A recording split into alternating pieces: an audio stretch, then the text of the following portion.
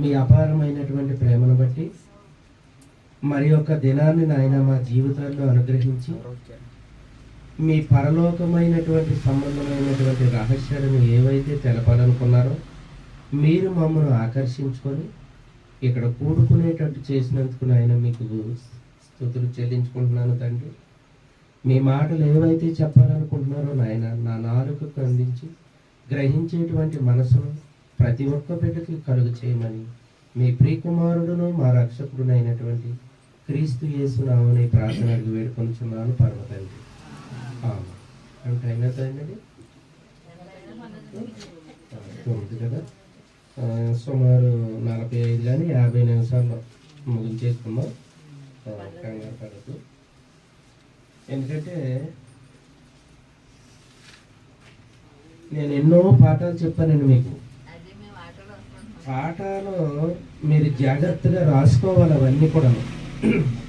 అవి మీకు ఎప్పుడో కానీ ఎక్కడ వినపడవు అవి, ఎందుకంటే అవి చాలా సూక్ష్మమైనవి అవి. ఎందుకంటే నాకు అలాంటి పాఠాలంటే బాగా ఇష్టం. నాకు చెప్పడంలో ఇంట్రెస్ట్ అది. ఈ పాఠం ఈరోజు టైటిల్ మీరు ఏం రాసుకుంటారంటే నరమాంస భక్షకులు, అది రాసుకోండి టైటిల్, నరమాంస భక్షకులు.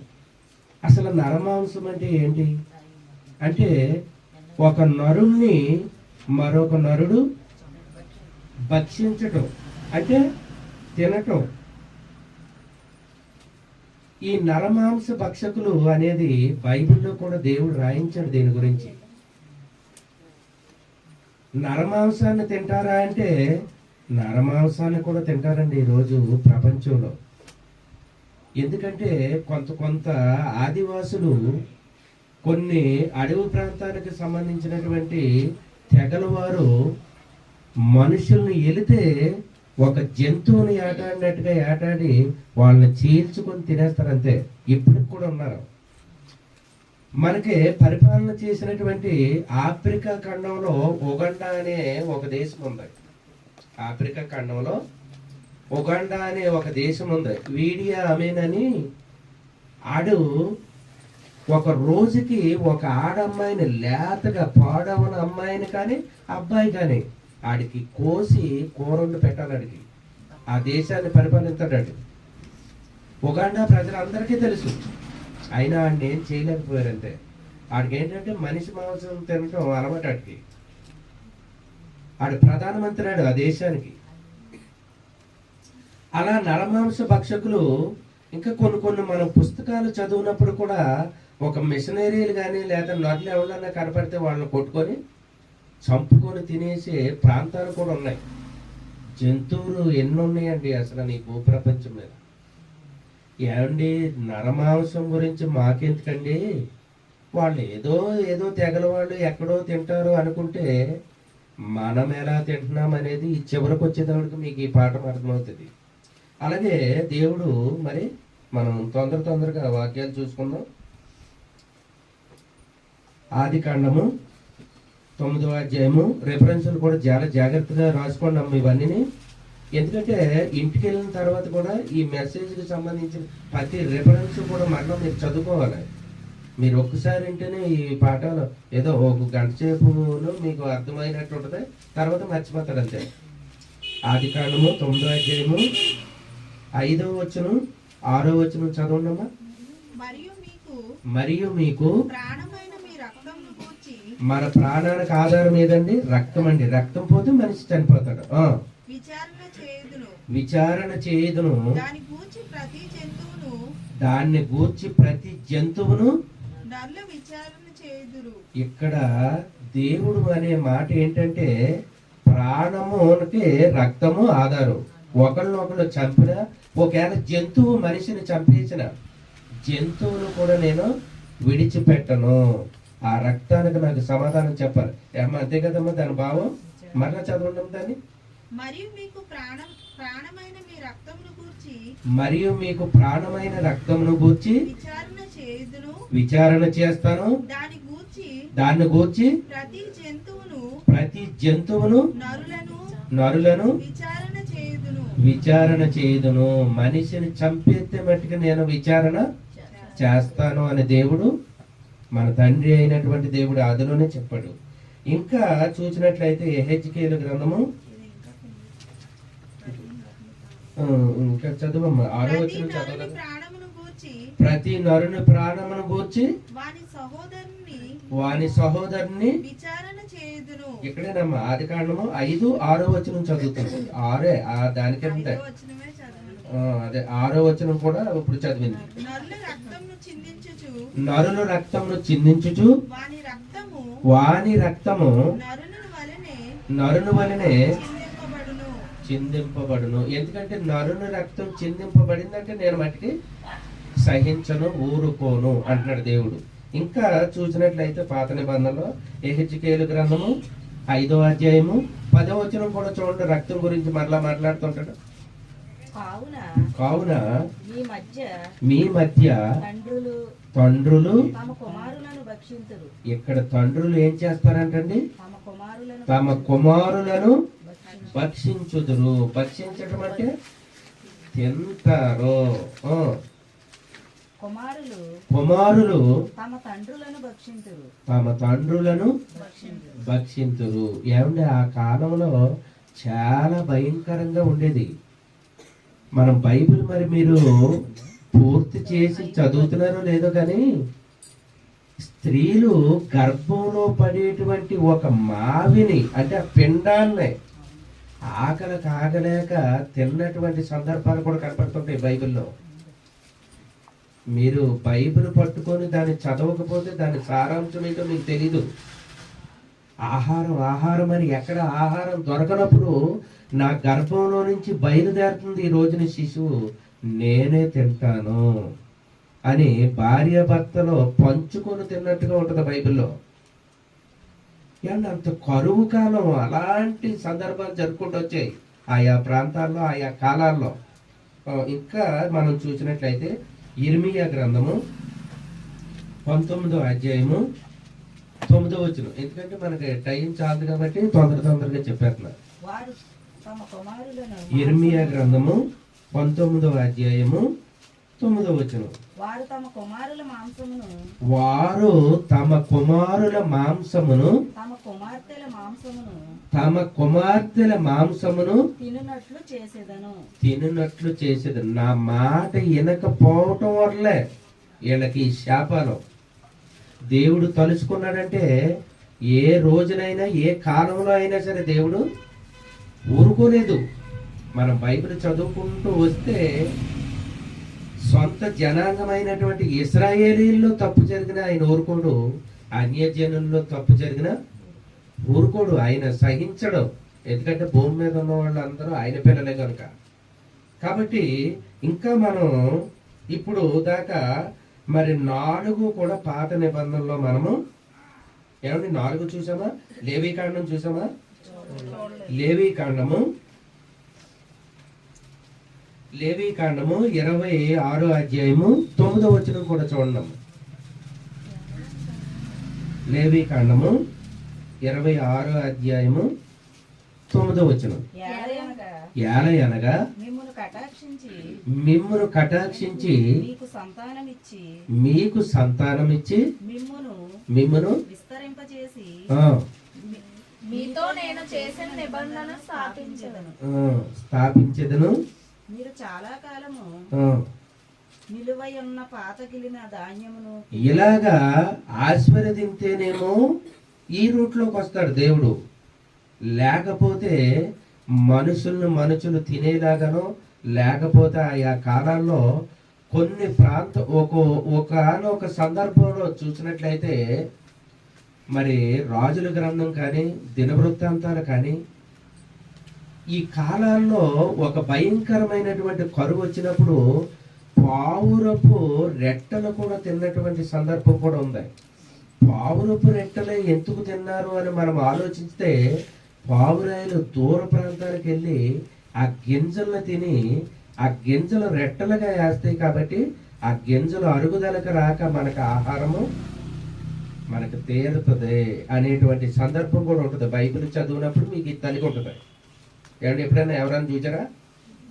ఏమండి బైబిల్ బాగా చదువుతుండండి. బైబిల్ ఆది కాండం కాడి నుంచి ప్రకటన గ్రంథం వరకు కూడా మీకు తెలిసినా తెలవకపోయినా రోజు చదువుతూనే ఉండాలి. అలా ఆహారం గురించి ఏమన్నా రెట్లో ఏమన్నా గింజలు ఏమన్నా తలిగితేయేమని ఆహారం లేకుండా తిన్నటువంటి సందర్భాలు కూడా పాత నిబంధనలు. ఇలా చూసినట్లయితే మనం ఇప్పుడు ఏంటంటే నరమాంస భక్షకుల గురించి మాట్లాడుకుంటున్నాం.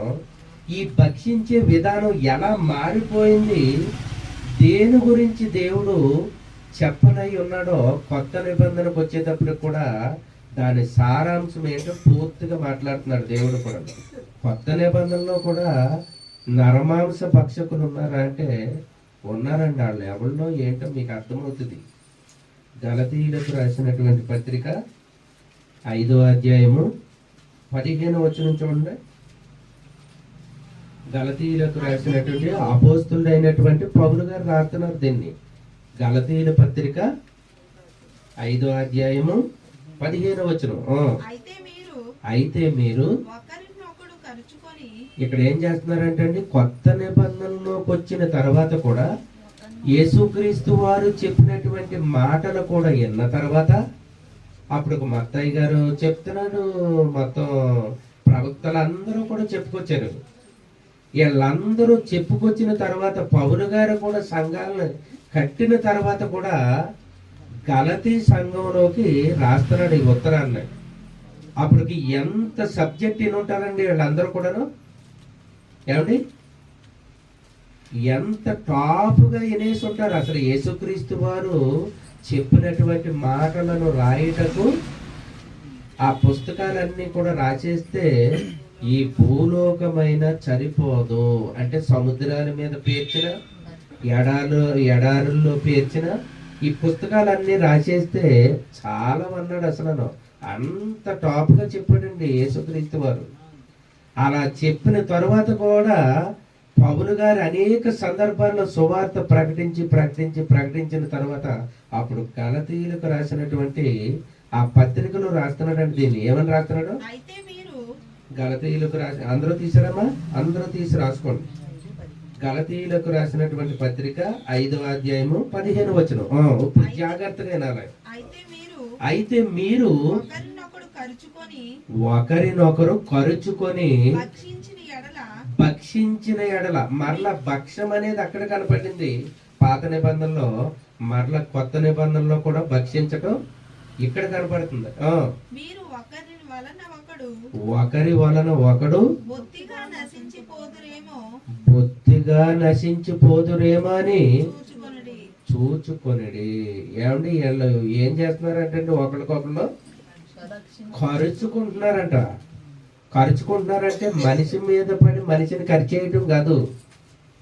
ఆయన భావాలు, ఆయన అర్థాలవి ఏంటోనమ్మా. అసలు ఆవిడ ముఖం చూడు, అసలు ఎలా తిప్పిందో. ఆవిడ ఏమి అందో ఏమిటి, ఎందుకంటే వీళ్ళిద్దరికి జరిగిన గొడవను బట్టి వీళ్ళకి అర్థమైపోతుంటది. ఉన్న సంఘానికి తెలీదు ఏంటో. అసలు నా ముఖం మీద చూసేటప్పటికి అసలు ఇరిసేసుకుంటుంది. అసలు అది మీద పడి కరిచేస్తుంది నన్ను అసలు అని అంటారు. అదే దానికి సంబంధించినటువంటిది పౌలు గారు మాట్లాడుతున్నారు. ఒకరినొకరు ఖర్చుకొనుచు. ఏమైనా సంఘంలో ఏదైనా చిన్న మాట పడితే ఆమె నా చెల్లె కదా, లేకపోతే నా తోడబుట్టిందే కదా, ఇలా మనం ప్రేమతో మాట్లాడాలనే సందర్భం లేదు.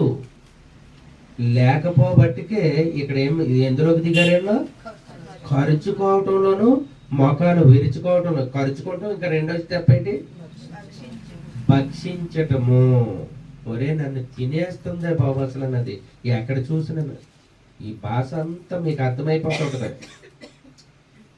ఎందుకంటే ఒకరినొకరు ఖర్చుకొనుట, భక్షించుకొనుట. ఇంకా మనం చూసినట్లయితే పౌలు గారే ఇలా చెప్పాడు అంటే మన గురించి ప్రాణం పెట్టినటువంటి మన రక్షకుడు కూడా ఏం చెప్తున్నాడు చూడండి దీని గురించి. యేసుక్రీస్తు వారు కూడా చెప్తున్నారా దీని గురించి అంటే ఆయన కూడా చెప్తున్నాడండి యేసుక్రీస్తు వారు కూడాను. ఇంకా ఏం చెప్తున్నారంటే యోహాను సువార్త, యోహాను గారు రాసినటువంటి సువార్త 6వ అధ్యాయము 54వ వచనం చదవండమ్మా. అందరూ తీసారా? నా శరీరము తిని యాహాను సువార్త 6వ అధ్యాయము 54. నా శరీరం తిని నా శరీరము తిని నా రక్తము త్రాగువాడే నా రక్తము త్రాగువాడే నిత్య జీవము గలవాడు. నిత్య జీవము గలవాడు. అంత్యదినమున అంత్యదినమున నేను వారిని లేపుదును. ఇక్కడ దేని గురించి మాట్లాడుతున్నాడంటే యేసుక్రీస్తు వారు కూడాను నా రక్తమును త్రాగి నా శరీరాన్ని తినువాడిని ఎప్పుడు లేపుతాను అంటున్నాడండి? తెగులు వచ్చిన తర్వాత అంత్యదినాన్న.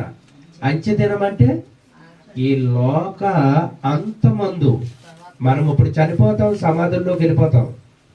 ఆయన వచ్చేటువంటి రాకడికే మరి ఎక్కడి నుంచి లేగిస్తామని దేవుడు చెప్తున్నాడు? సమాధుల్లో నుంచి. నువ్వు చేసిన పనికి ఆ రోజును లెగిస్తావు నువ్వు. దాని గురించి మాట్లాడుతున్నాడు ఇక్కడ. ఏం మాట్లాడుతున్నాడండి? మరలా చదవండి దాన్ని కట్టు. ఇవన్నీ మీరు 1కి 10 సార్లు చదవాలి ఇవన్నీ ఇంటికి వెళ్ళిన తర్వాత.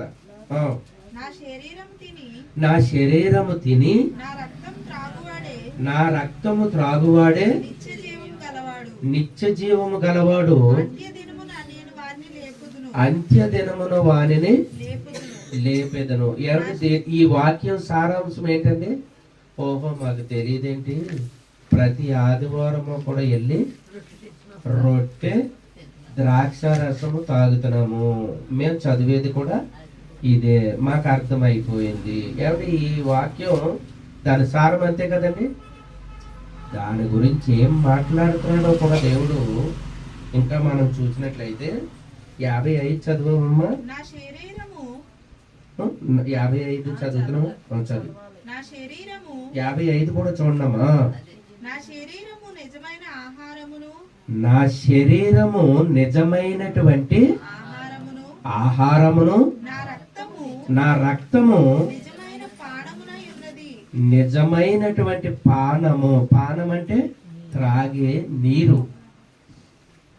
త్రాగే నీరు. ఇక్కడ నా శరీరాన్ని తినేయండి అంటున్నాడు. నా రక్తాన్ని ఎవరంటున్నారు ఈ మాట అంటే తండ్రి అయినటువంటి దేవుడు చెప్పే మాటలే. నా మూలంగా నేనేం మాట్లాడటం లేదు, కానీ నా తండ్రి దగ్గర నేర్చుకున్న మాటలే నేను మాట్లాడుతున్నాను నేను అంటాడు యేసుక్రీస్తు వారు. ఏమంటే యేసుక్రీస్తు వారిదా ఈ బోధ, తండ్రి గారిదా? ఏమండి మీరు బాగా అర్థం చేసుకోవాలి ఈ మాటలన్నీ కూడాను. ఇది యేసుక్రీస్తు వారి మాట కాదు. ఇది ఆది యందు వాక్యం ఉండెను, వాక్యము దేవుని వద్ద ఉండెను. ఉండి ఏం చేసింది? ఇది తండ్రి గారు చెప్పిన ప్రతి మాట కూడా నేర్చుకుంది.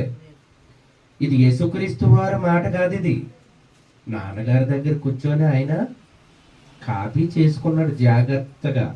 ఎలా చెప్పాలి నాన్న, ఎలా చెప్పాలి, నువ్వు పలానా కాలంలో ఈ మాటలు. ఆనాడు తండ్రి గారు పాత నిబంధనలో చేసినటువంటి నిబంధనకు మరలా కొడుకు ద్వారాగా మరలా నా కొడుకుని తినేయండి, రక్తము తాగేయండి అంటున్నాడు. ఎవడు ఎక్కడో వీడియో ఆమెను తినేసాడు అనేమో మనం ఇందాక చూసుకున్నాం ఆఫ్రికా ఖండంలో. ఈయన కూడా తింటున్నాడంటే దీని భావాలు వేరే. ఇలా తింటున్నటువంటి మనకు మెలకువలు చెప్పాడు దేవుడు జాగ్రత్తగా. ఇంకా ఏం చెప్పాడంటే మళ్ళా 50వ వచనం చూడండి. అదే 54, 55 చదివారు కదా. 50వ వచనం కూడా చూడండి. దీనిని తినువాడు చావకుండునట్లు పరలోకము నుంచి దిగి వచ్చినటువంటి ఆహారం ఇదే.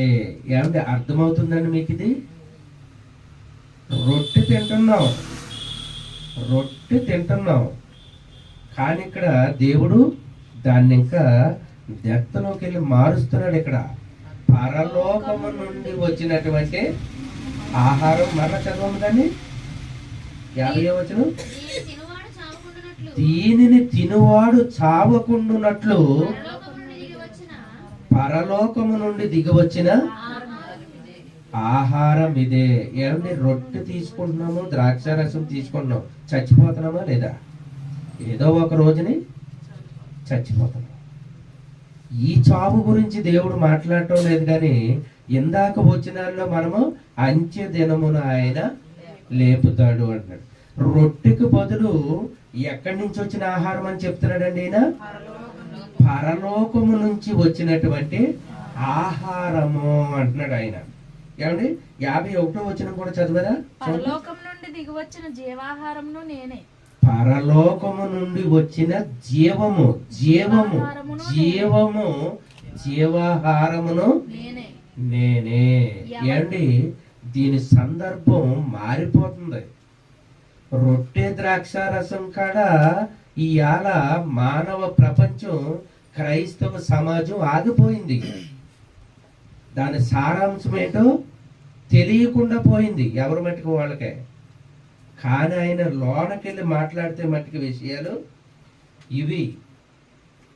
ఇక్కడ ఇంకా ఇది అర్థం చేసుకోవాలి మనం అనుకుంటే, 1 కొరింథీయులకు రాసినటువంటి పత్రిక, ఈ భావం అంతా మనకు అర్థం కావాలి అనుకుంటే 1 కొరింథీయులకు రాసినటువంటి పత్రిక 2వ అధ్యాయము 14వ వచనం చూడండమ్మా.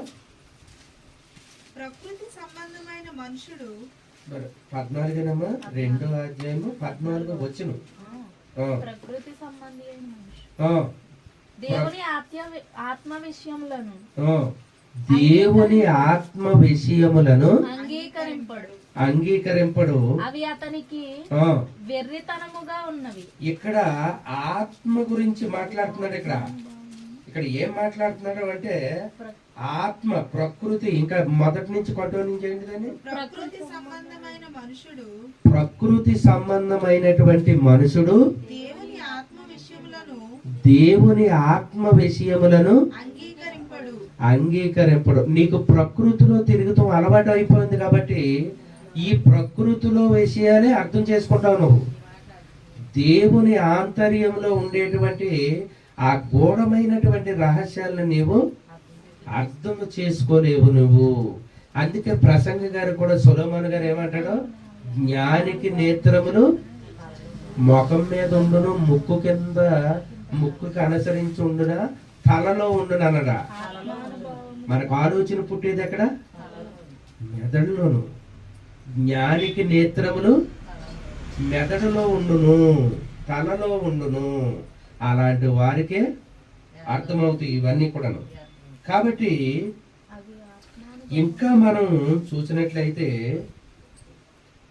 యోహాను సువార్త 6వ అధ్యాయము 57వ వచనం కూడా చూడమ్మా.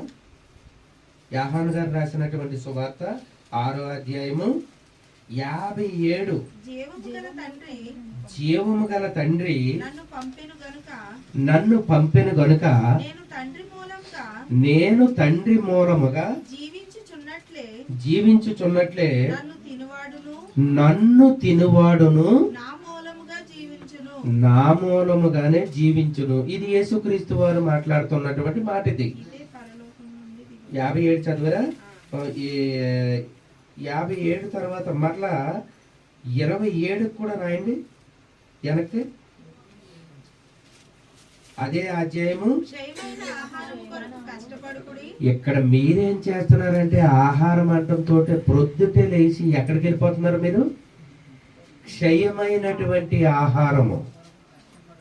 ఏమన్నా మరలా చదవండమ్మది, తీసారమ్మది. 6వ అధ్యాయము 57వ వచనం ఇందాక చదువుకున్నాం. ఇప్పుడు 27వ వచనం చూడండి, ఆ సందర్భం ఉంది.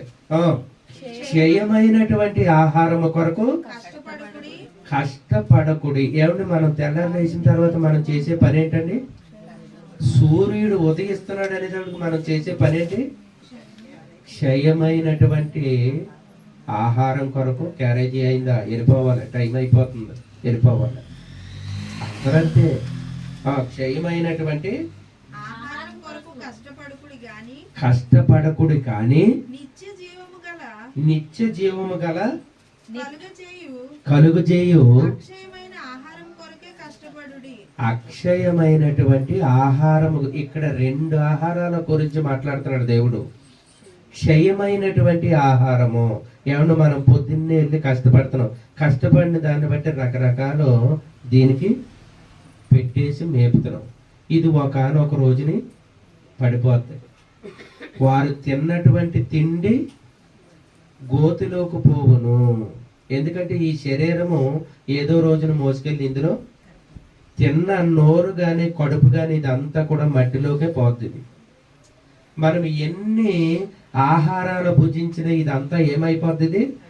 క్షయము. క్షయం అంటే మట్టిలో నాశనము, అది దాని అర్థం. మీరు ఎన్ని తిన్నా, ఎంత సంపాదించి, ఎలాగ తిన్నా సరే ఈ క్షయమైందంతా కూడా మట్టిలోనే కుళ్ళిపోతుంది. ఇక్కడ మరలా ఇంకొక ఆహారం గురించి చెప్తున్నాడు. చివరితో చూడండి, అక్షయమైనటువంటి ఆహారము కష్టపడుడి. ఏమండి, క్షయమైన దాని గురించి కొంచెం కష్టపడాలి, అక్షయమైన దాని గురించి ఎక్కువగా కష్టపడాలి. ఎక్కువగా కష్టపడాలి. ఏమిటి, దేని గురించి కష్టపడాలో మనం చూసినట్లయితే ఈ విషయం గురించి పాత నిబంధనలో ఉన్నటువంటి భక్తులకి ముందు చెప్పాడు. క్షయమైనటువంటి ఆహారం నాశనమయ్యేది, ఏమండి, అక్షయమైనటువంటి ఆహారం దాని గురించి ఇర్మియా గారితో ఏం చెప్తున్నాడో చూడండి. ఇప్పుడు మరలను ఇర్మియా గారు రాసినటువంటి గ్రంథము 15వ అధ్యాయము 16వ వచనం. అందరూ జాగ్రత్తగా రాసుకోండి ఈ పాఠాలు. 15వ అధ్యాయము 16వ వచనం. నీ మాటలు ఇక్కడ ఏం మాట్లాడుతున్నాడో చూడండి దేవుడు. నీ మాటలు నాకు దొరకగా ఇర్మియా గారు మాట్లాడుతున్నాడు. ఈ మాటలో ఇర్మియా గారు పాత నిబంధనలో ఉన్నటువంటి మరి భక్తుల్లో ఒక భక్తుడు ఈయన ఇర్మియా గారు. నీ మాటలు నాకు దొరకగా ఏం చేశాడంటే వాటిని జీవాహారము. ఏమంటే జీవాహారం అంటే ఏంటో అర్థమవుతుంది మీకు? ఆ మాటలు దొరకగా ఆయన ఏం చేశాడట? చదివినట్టుందా, పూజించినట్టుందా? భుజించటం అంటే ఏమండి, తిన్నానంటున్నాడండి ఆయన. హృదయం అనేటువంటి పలక మీద వాటిని రాసుకొనిడి, చదువుకొనిడి. దివారాత్రములు చదువువాడు ధన్యుడు అన్నాడా, ధ్యానించువాడు ధన్యుడు అన్నాడా? దివారాత్రులు అంటే పగలు రాత్రి కూడా, దాని అర్థాలు ఏమన్నాడు ఆయన? దివారాత్రములు దాన్ని ధ్యానించువాడు ధన్యుడు. నువ్వు ఎక్కువగా చదివేసావనుకో, నెలల్లో చదివేయించింది. చదివేసినా కానీ మీకు ప్రపంచంలో ఉండేటువంటి గ్రంథాలు లాంటిది కాదు ఇది. ఒక వచనం కాడ నువ్వు సంవత్సరాలు ఉండిపోవాల్సి ఉంటుంది. అంతటి జ్ఞానం ఉంది ఇందులోను. అందుకే ప్రపంచానికి మేధావి శక్తి అర్థం కాకుండా పోయింది. ఆయన నా నాలుకకు అందించగా వాటిని నేను భుజించి తిని, దివారాత్రములు దాన్ని ధ్యానించువాడు. ఈ దేవుని వాక్యాలు కూడా ఎలా ఉంటాయి అంటే, హృదయ శుద్ధి గలవారు ధన్యులు. ఏమంటే హృదయంలో శుద్ధి ఉంటే ఎప్పుడైనా కనపడ్డాడండి మీకు దేవుడు?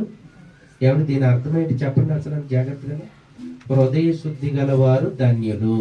ఏమన్నా మనం ఈ పాఠాల్లోకి లేకపోతే మనం BOUలోకి వచ్చిన తర్వాత కొంత పాత దాన్ని అంతా కొద్దిగా చాలా మట్టి గెంటి కొంత శుద్ధి చేసుకుంటున్నాం మనం.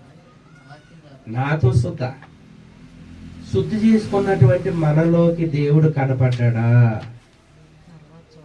ఏమండి, హృదయ శుద్ధి గల వారు ధన్యులు, వారు దేవుణ్ణి ఎలా చూస్తామండి? ఆకాశ మహాకాశములు పట్టినటువంటి రూపమైంది. ఆయన కనపడతాడంటే మోషే గారు ఒకసారి ట్రై చేశారు. ఆయన నిన్ను పోగొట్టుకోవటం నాకు ఇష్టం లేదు, కానీ ఆ బండల మధ్యన ప్రత్యక్షం అవుతాను, నా ఈపి వెనక భాగం ఏదో కనబడినట్టుగా ఉంటది నీకు, అంతే. కనబడను నేను, నీ కొన్నే అపాటిది, నీ సైజు అపాటి. అసలు మండేటువంటి సూర్యుడినే మనం ఇలా పైకెత్తి చూడలేము. అలాంటి సూర్యుల్ని, ఎన్నో సూర్యుళ్ళు, నక్షత్రాలు అన్ని కూడా అదే కాంతితో ఉంటాయి. ఒకటే సూర్యుడు అనుకోకుండా మీరు అంతరిక్షంలో కూడాను మొత్తం అన్ని కూడా సూర్యగోళాల కంటే పెద్దవి, అదే కాంతితో ఉంటాయి. కాకపోతే ఇది ఒకటే చాలులే అని కొద్దిగా కిందకి దింపాడు అంతే సైజులోకి. అందుకు మనకి ఇలాగ ఈ కాంతి వస్తుంటది. అవి కూడా కిందకు వచ్చినాయి అనుకోండి, మనము అసలు ఇది కూడా ఉండదు. దీని మీద పెద్దవి అవన్నీ కూడా మండి. అలాంటి వాటిని మాట చేత కలిగించినటువంటి సృష్టికర్త ఆయన్ని మనం ఎక్కడ చూడగలదు? హృదయ శుద్ధి గలవారు ధన్యులు, వారి దేవుణ్ణి చూచేదంటే వాక్యాన్ని అర్థం చేసుకొని చూస్తావు నువ్వు. అది దాని అర్థం. వాక్యాన్ని ప్రతిరోజు నేను వాక్యం చదవాలి, ఇది తీపుగా తలుగుతున్నప్పుడు అల్లా కూడా మనం బుద్ధి చేస్తుంటాం. ఇర్మియా గారికి మళ్ళీ అలా ఇర్మియా గారు ఏం చేశాడంట, నా నాలుకకు అందించగా వాటిని, నీ మాటలు నాకు దొరకగా వాటిని నేను భుజించి తిని. మరలా యెహెజ్కేలు గారు కూడా ఏమంటున్నారో చూడండి. యెహెజ్కేలు గారు రాసినటువంటి గ్రంథము 3వ అధ్యాయము, యెహెజ్కేలు 3వ అధ్యాయము 2, 3 కూడా. నేను నోరు తెరవగా ఏ గ్రంథాన్ని తినిపించాడంటండి? నేను నోరు తెరవగా. ఇందాకేమో ఇర్మియా గారు తిన్నారు, ఇప్పుడు యెహెజ్కేలు గారు తింటున్నారు. ఏమండి, ఇలా తినటం వల్ల ఏమవుతుందో తెలుసా? మనం ఎక్కడికన్నా పనికి వెళ్ళామనుకోండి, వాళ్ళ మేధావి శక్తితోటి మాట్లాడుతుంటారు. వాళ్ళు చదువుకున్న వాళ్ళు చాలా డిఫరెంట్గా చదువుకున్న వాళ్ళు ఉంటారు. చాలా మేధావి శక్తి కలిగి మరి లోకం మీద తిరిగేటువంటి వారు చాలా మంది ఉంటుంటారు. డిగ్రీ చదివిన వాళ్ళు ఉంటారు, శాస్త్రవేత్తల గురించి తెలిసిన వాళ్ళు ఉంటారు, ఖగోళం గురించి లేదా జనరల్ నాలెడ్జ్ తెలిసిన వాళ్ళు చాలా మంది ఉంటారు. వాళ్ళను మాట్లాడినిచ్చి వాళ్ళకి తెలియని సంగతుల కాడి నుంచి మనం మాట్లాడటం మొదలు పెట్టాలి. ఏమండి, ఇది భుజించటం వల్ల ఏమవుతుంది అనుకుంటున్నారు మీరు? అందుకే దేవుడు కూడా ఓ ప్రశ్న, హేతు అడుగు ప్రతి వానికి, ఆడు అన్యుడు, ఆడేమో ఖురాన్కి సంబంధించినోడు, ఆడు అడిగితే మీరు చెప్పొద్దని దేవుడు ఎప్పుడు? హేతు అడుగు ప్రతి వానికి. ఆడికి ఏదో అనుమానం వచ్చింది నా గురించి, ఇది బైబిల్లో లేదు, ఇది మీ దేవుడు చెప్పలేదనే సందేహం వాడికి వచ్చింది. కాబట్టి హేతు అడుగు ప్రతి వానికి సాత్వికంతో. కోపం ఎందుకు? మనకు తెలుసు కదా మ్యాంజులు అంతాను. ఆడేం మాట్లాడాడో ఇందాక దాకా చూసాం కదా. ఆడికి తెలియని సందర్భం కాడి నుంచి మనము మాట్లాడాలి. అప్పుడు ఏం చదువుకున్నావు నువ్వు అంటాడు మనల్నే. నా చదువు గురించి నీకెందుకులే కానీ అసలు నువ్వే డిగ్రీలు చేసావు, నువ్వు ఎలా చదువు ఏంటి అని మనం ప్రశ్నతో మొదలు పెడతాం.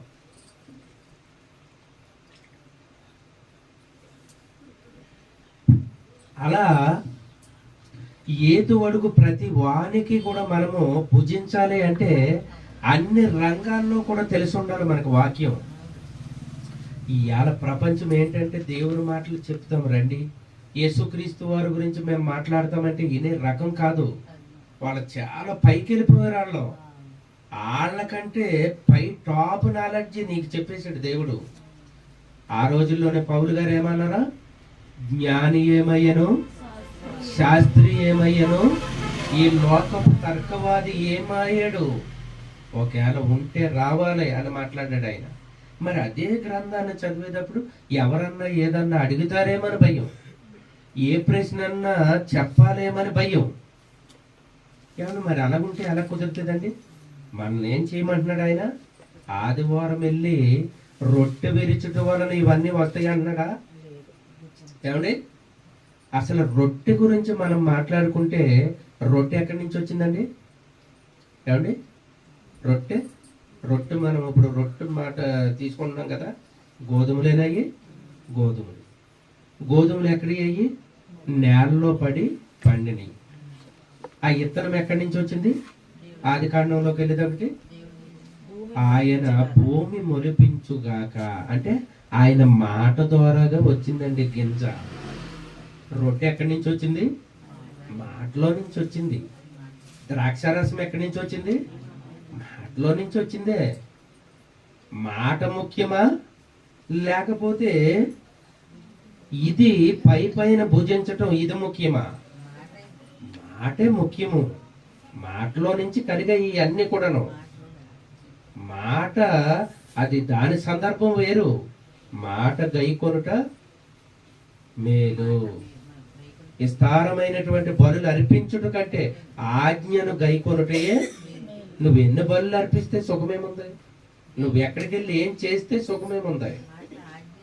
కాబట్టి ఇక్కడ ఇంకా మనం చూసినట్లయితే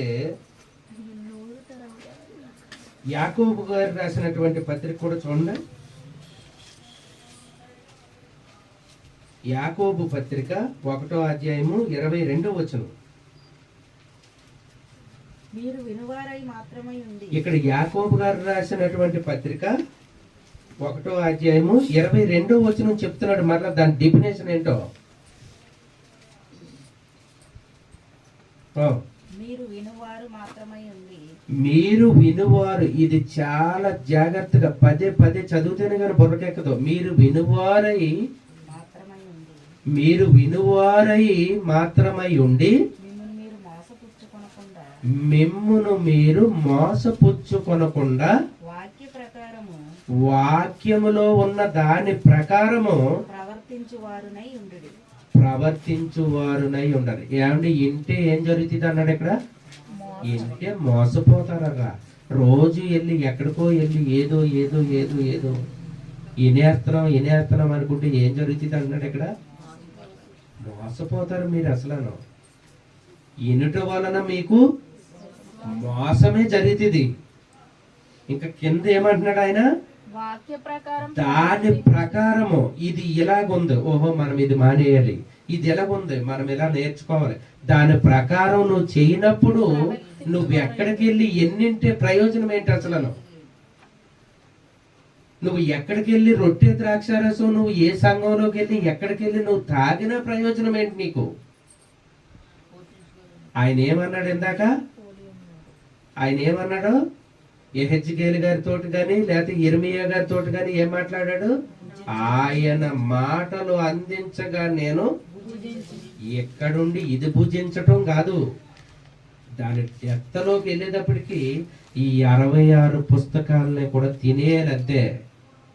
ఈ 66 పుస్తకాలు కూడా నువ్వు జీర్ణించుకోవాలి. నువ్వు జీర్ణించుకున్న తర్వాత అప్పుడు ఏదైనా నువ్వు చెప్పగలవు.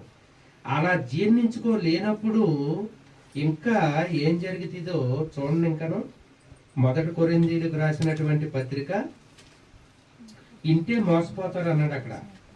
వింటాం, ఎన్నో విన్నాం, ఒక మెసేజ్ చెప్పాలంటే ఇక్కడ చెప్పలేకపోతున్నాం. అంటే మోసం జరుగుతుందా జరుగుతులేదా? సీరియల్ చూస్తే చెప్పేస్తాం, సినిమాలు చూస్తే అక్కడ మోసపోతలేదు, ఇక్కడ మోసం మనకు తెలుస్తుందా లేదా? ఎవడు దేవుని మాటలు రండి చెప్పేటప్పటికే దడండి అసలు ఎవరి మట్టుకానికి.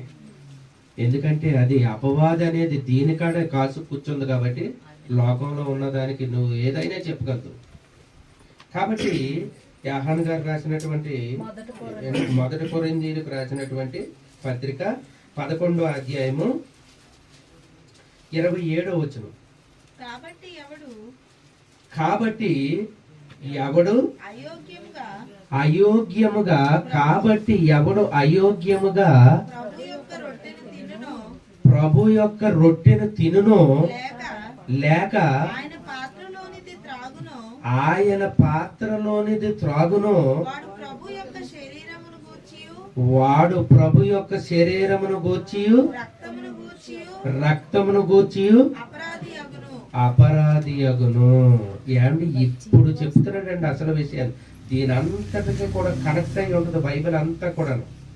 మీరు వాక్యాన్ని ఎక్కువగా నేర్చుకోకుండా దాన్ని భుజించుకోకుండా మీరు రొట్టె ద్రాక్షారసం మీరు కొట్టారనుకోండి, మీరు ఇక్కడ ఏం జరుగుతుంది అంటున్నాడు ఇక్కడ. ఇది ప్రపంచంలో ఉండే ఏ క్రైస్తవుడైనా సరే ఏమంటే బీఓఏలో ఉన్న వాళ్ళు అందరూ కూడా ఏమంటే జాగ్రత్తగా చూసి తీసుకుంటున్నారని. అది అక్కడ ఇక్కడ అని కాదు, మనం ఎలాగున్నామనేది మనం పరీక్షించుకుంటే మనకి తెలిసిపోతుంటుంది. వాక్యం ఎంత చదివాము, ఎన్ని జ్ఞాపకాల్లో ఉన్నాయి మనకనేది అది మనకే అర్థమవుతుంటుంది. అది ఎవడైతే అయోగ్యముగా తీసుకుంటాడో వాడు అపరాధి యగును. నా కొడుకు రక్తమును తినమన్నది నేనే, అది తిన్న తర్వాత దాని సారాంశం ఏంటో తెలుసా? ఆయన మాటలను అందించగా అవి నేను భుజించాను. మాటలు ఉండాలండి. బైబిల్ అనేది బాగా రావాలి, ప్రతీది కూడా తెలిసి ఉండాలి. 66 పుస్తకాల్లో ఉన్నటువంటి జ్ఞానం అంతా నువ్వు తెలవకోకుండా నువ్వు రోజు అలవాటు ఆచార ప్రకారంగా నువ్వు వెళ్ళి అది ఇది చేస్తున్నావు అనుకో, ఇంటే ఏమవుతానని ఏంటి వచ్చినా చూపెడుతున్నాను కదండి. ఒకవేళ ప్రతిరోజు నేను మానకుండా ఏదో వెళ్ళిపోతున్నాము, ఎక్కడికో వెళ్ళిపోతున్నాం. మన మీటింగుల్లో అయితే తక్కువ కానండి, లక్షల మీటింగుల్లో ఏమండి, లక్షలు వెళ్ళిపోయి వాళ్ళు ఏం చేస్తున్నారన్నో బల్లారాధనకు మట్టిగా మానకూడదండి అంటారు అంతే. ఇవాళ ఆదివారము బల్లారాధనకు మట్టిగా మానకూడదు. ఏమన్నా 4 వాక్యాలు చెప్పండి, లేకపోతే దీనికి ఇదిగో నేను ప్రశ్న జోడింతున్నాను నేను.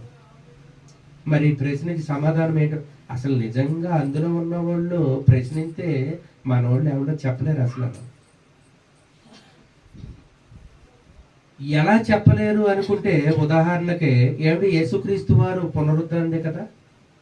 యేసుక్రీస్తు వారు మరణించి తిరిగి లేచిన వాళ్ళలోకి ఆయనే కదండి, ఇంకెవరైనా ఉన్నారా అండి? యేసుక్రీస్తు వారు మరణించి సమాధి చేయబడిన తర్వాత ఆయనే లేచాడు ఏమండి, ఇంకెవరు లెగలేదు అని మీరు అంటున్నారు. మరి యేసుక్రీస్తు వారే మరి లాజర్ను లేపాడు. మరి ముందు పునరుద్ధానం ఆయనకు జరిగింది కదా. మరి మీ యేసు ప్రభు ఎలా గొప్పవాడు అయ్యాడంటే మీరు ఏం చెప్పగలరు చెప్పండి.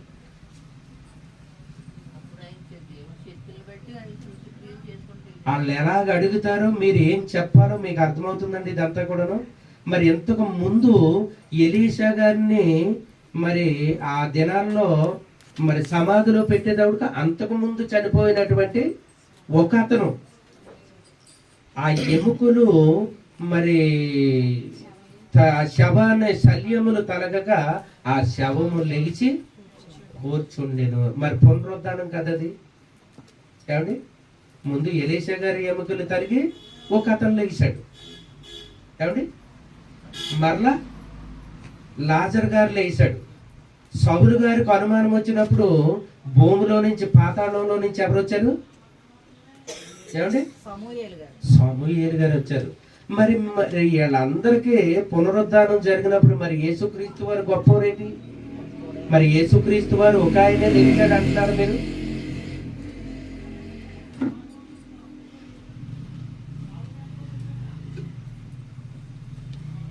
ఎలాగని ఎవరైనా ప్రశ్నించి ఏం చెప్తారు మీరు చెప్పండి. బైబిల్ని బాగా నేర్చుకోవాలి. చాలా టాప్ నాలెడ్జీలో మాట్లాడతారు. ఎవరన్నా మాట్లాడేటప్పుడు ఏదో అడుగు ప్రతి వానికి అన్ని సమాధానాలు కూడా అందులోనే ఉన్నాయి. అవన్నీ కూడా మెలకువలన్నీ కూడా మనకు తెలియాలి, అవన్నీ కూడాను. కాబట్టి ఇంకా మనం చూసినట్లయితే ఇందాక ఎన్నో వచనం చదవమ్మా? 27వ వచనం. 28 కూడా చూడమ్మా. కాబట్టి ప్రతి మనుషుడు తనను తాను పరీక్షించుకొనవలెను. నేనేం చేస్తున్నాను,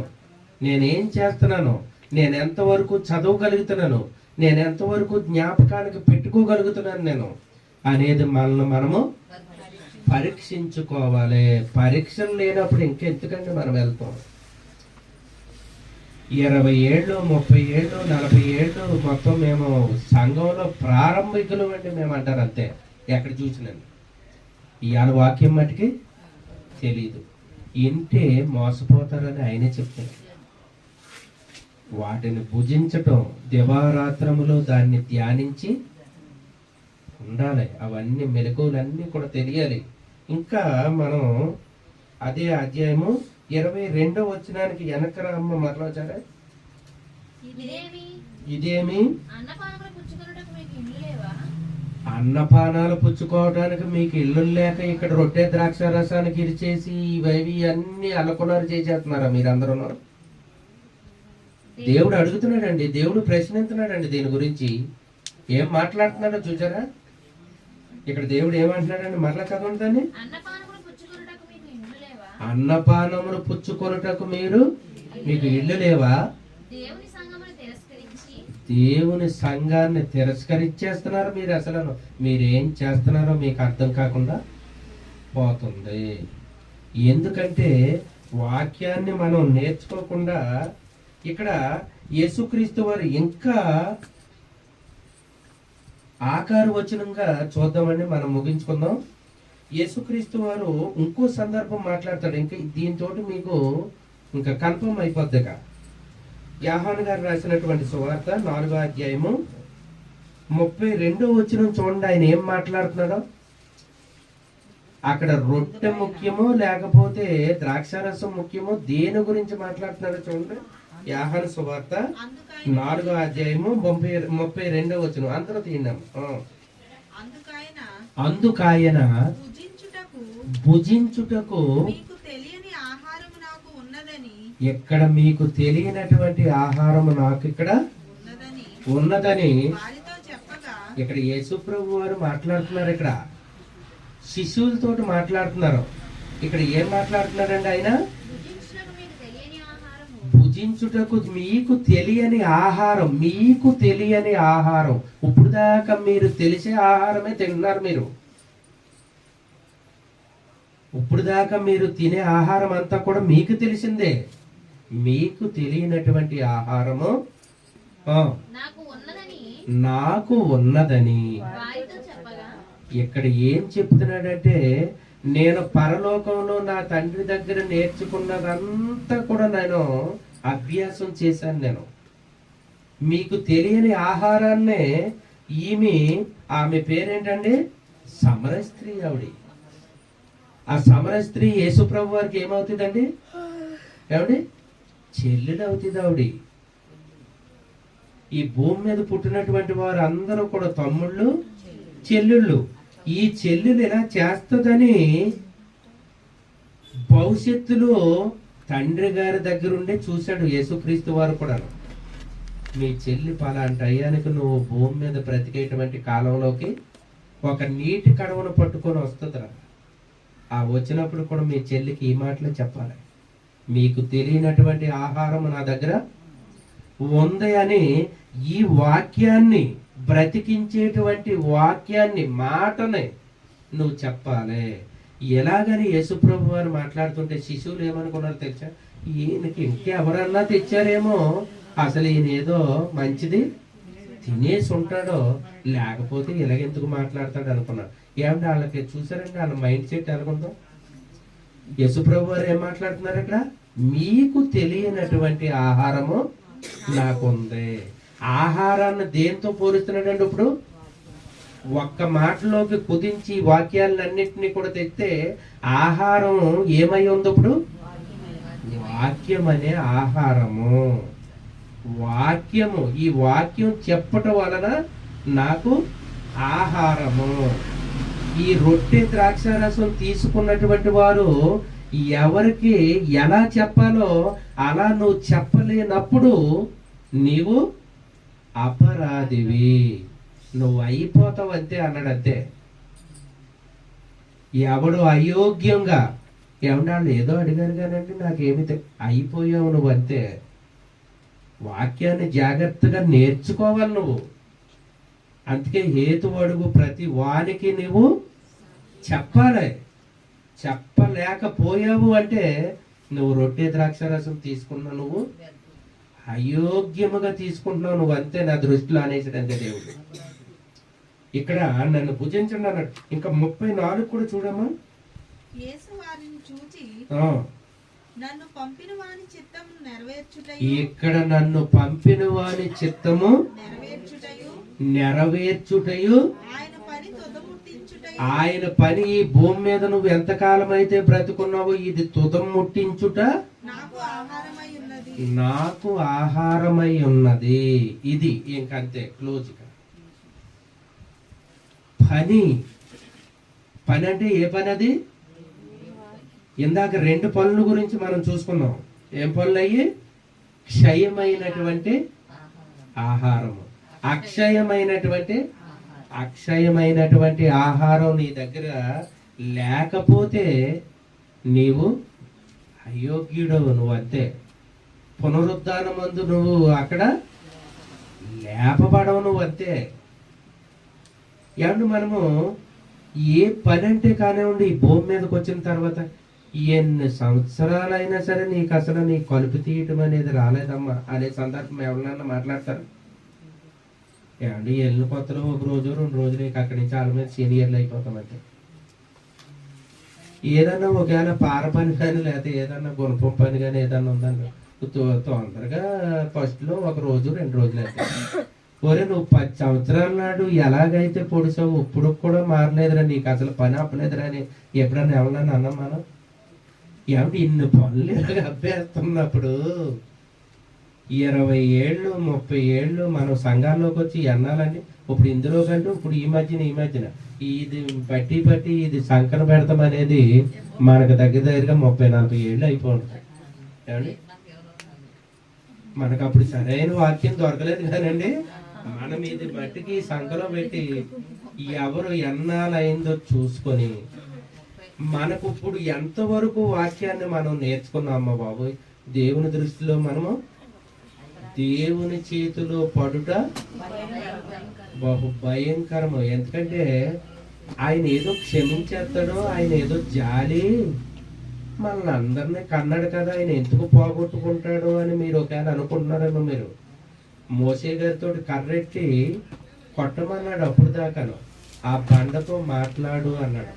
ఈయనకు కొడతాం అలవాటు అయింది కాబట్టి ఎప్పుడు మామూలుగా ఏమంటే కొడితే పోనీ దేవుని బుర్ర మీద ఏమైనా కొట్టాడు ఆయన?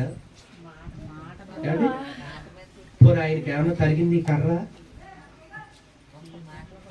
కొడతంతో నీళ్లు ప్రవాహం మళ్ళీ వారిని వచ్చినాయి. మాట తప్పు చేసినా కానీ వచ్చేసినాయి. ఎందుకంటే ఆ జనాలు పోతారు, రాకపోతే సమృద్ధిగా మొత్తం వాళ్ళ గొర్రెలు వాళ్ళు కూడా తాగారు. తాగిన తర్వాత ఆ మోసే ఎక్కడున్నాడు, ఎలా రమ్మని అంటారు. ఏంటి నాయన, ఏంటంటే నీకు చెప్పింది ఏంటి, చేసింది ఏంటి? నువ్వు బండతో మాట్లాడన్నాను నేను, నువ్వేం చేసావు? నువ్వు కొట్టావు. నువ్వు ఇది కొట్టావు కాబట్టి నువ్వు ప్రయాసపడి ఈ 40 సంవత్సరాలు కూడా మంచుకి ఎండకి వానకే తడిసి ఇశ్రాయేలీల జనాంగాన్ని అందరినీ కూడా తీసుకొచ్చావు. ఆ పాలస్తీనా దేశంలోకి నువ్వు అసలు అడుగు పెట్టవంతే. ఏమంటే అది ఎంత అందంగా ఉండండి నిజంగా భూభాగంలోకి వెళ్తానికి. ఒక్క మాట గురించి నిజంగా ఆయనకి ఎంత జత అండి అసలు. ఏమండి ఎంత జత? ఆ జత మీద పోనీ ఒక్క మాట కాడు తప్పుకుపోయాడు అని ఏమన్నా క్షమించాడు ఆయన? దేవుని మాట వినేటప్పుడు చాలా జాగ్రత్తగా ఉండాలి. మనం ఎంత నేర్చుకుంటున్నాం, మనం ఎలా ఉండగలుగుతున్నాం మనం అనేదే ముఖ్యము. ఎందుకంటే అబ్రహాము గారు నీ సంతానంలో నుంచి వస్తుంది అన్నాడు అంతే. ఆగారు గారిని పక్కన వేసుకుంటూ అబ్రహాము గారి ఇలువంతా పోయిందంతే. చిన్న తప్పు ఉండేది అసలు. ఆ కాలంలో అయితే వాళ్ళకే పెద్ద పట్టింపు ఏమి కాదు. ఎందుకంటే అందరితోటైనా ఎలాగైనా తిరగొచ్చు. అది అజ్ఞాన కాలం. అది అలాంటి కాలంలోనే దేవునితో నడిచేటువంటి అబ్రహాము గారిని కూడా ఊరుకోలేదండి ఆయన. నోవహు ఈ తరంలో నీతిమంతుడు అన్నాడు అంతే. నోవహు మీద కూడా కోప్పడిపోయాడు. ఏమన్నా నోవహు గారు ఎక్కడ తప్పు చేశారు? మీకు ఏమన్నా ఐడియా ఏమన్నా ఉందండి? ఎక్కడ చేశాడండి? ఏమండి అప్పుడే ప్రపంచం అంతా చచ్చిపోయి పీనుగులతో ఉండి ఆ కుళ్ళు కొంప ఇంకా మానక మునిపే ఒక ద్రాక్ష తోట నాటి ఆయన ఫుల్లుగా మద్యాన్ని సేవించి తన గుడారంలో వస్త్రములు లేకుండా పడిపోయాడట. అక్కడ వచ్చిందండి కోపం అసలు. మద్యము తాగి ఏంటి నా పిల్లల్ని ఎంతమందిని పోగొట్టుకున్నా వీడికి ఇంకా అర్థం చేసుకోలేకపోయాడు ఏంటి నన్ను అసలు. వీడు కూడా నాకు సరైనడు కాదని ఇక్కడ తప్పు చేశాడు అన్నది అంతే. అందుకే భక్తులు శ్రేష్ఠులు నాకు ఇష్టలు అనుకుంటా వచ్చాడే తప్ప యేసుక్రీస్తు వారి గురించి అయితే ఒక మాట మాట్లాడతాడు. ఈయనే నా ప్రియ కుమారుడు, ఈయన అందే నేను నోవహు గారి గురించి కూడా ఒకసారి ఆనందించాను, అబ్రహాము గారి గురించి, మోషే గారి గురించి అప్పుడప్పుడు ఆనందించానని ఏమన్నా చెప్పాడా? అంటే వాళ్ళ గురించి దేవుడికి చిన్న మాట పొరపాటు జరిగితే దేవుడు మనకు 66 పుస్తకాలు కూడా ప్రతిరోజు కూడా ఏమండి మీరు బైబిల్ ఏమన్నా ఏమండి ఇవాళ కొంచెం చదువుకుందామని ఇంకొక ఇంటికి వెళ్ళే పని ఏమన్నా ఉందంటారండి మనకి? ప్రతి వాళ్ళ చేతిలో కూడా పెట్టేసాడు దేవుడు. ప్రతి వారు కూడా ఎప్పుడు పడితే అప్పుడు చదువుకోవచ్చు దీన్ని జాగ్రత్తగా. ఏమండి మనం స్కూల్కి వెళ్ళేటప్పుడు ఎన్ని పుస్తకాలు చదివేస్తామండి? ఎలాంటి పుస్తకాలు? ఈ సంకట దశలను ఇలాగ ఈ దరికి తిరగ దశలను కొన్ని జారిపోతుంటాయి. అన్ని దొంతర్లు చదివేసినటువంటి మనము ఇది చదవకపోవటం అనేది చాలా భయంకరము. ఇక్కడి నుంచి అయినా చాలా జాగ్రత్తగా నేర్చుకోవాలి. నువ్వు రొట్టె ద్రాక్షారసం తీసుకుంటే పరలోకం వచ్చేస్తావు అని దేవుడు నాకు ఎందుకు ఈ పాఠం చెప్పవలసి వచ్చిందంటే, నాకు వాగ్దానంలో కూడా రొట్టె ద్రాక్షారసం వచ్చింది. అయ్యాను వివరించమన్నారు మీరు. ఎవరైతే ఎంత వివరించాలి? అయ్యాను కుదరదు. రొట్టె వలన మనిషి రొట్టె వలన జీవించడు. ఏమన్నా మీరు రొట్టె తీసుకుంటున్నారు కాబట్టి మీరు జీవించేస్తారని ఏమన్నా అనాలా అండి? అక్కడ రొట్టె వలన మనిషి జీవించడు కానీ నా నోట నుండి వచ్చి ప్రతి మాట కూడా బ్రతికించును. ఇది సూపర్ దెత్తలోకి వెళ్ళే మాట. ఇది ఆకారిని ఆజ్ఞలు ఇచ్చేటప్పుడు కూడా ఆయన రెండు ఆజ్ఞలు బైబిల్ అంతట్లో కూడా. నీ దేవుడైనటువంటి యెహోవాను పూర్ణాత్మతోటి, పూర్ణ బలముతోటి, సత్యముతోటి ఆయన్ని ఆరాధించాలి. నిన్ను వలె నీ పొరుగు వారిని అంతే. దీంతో క్లోజ్ అయిపోయింది. అంతే, నువ్వు వచ్చేస్తావు నా దగ్గరికి అంటే. ఎందుకంటే ఆయన మనసు అది.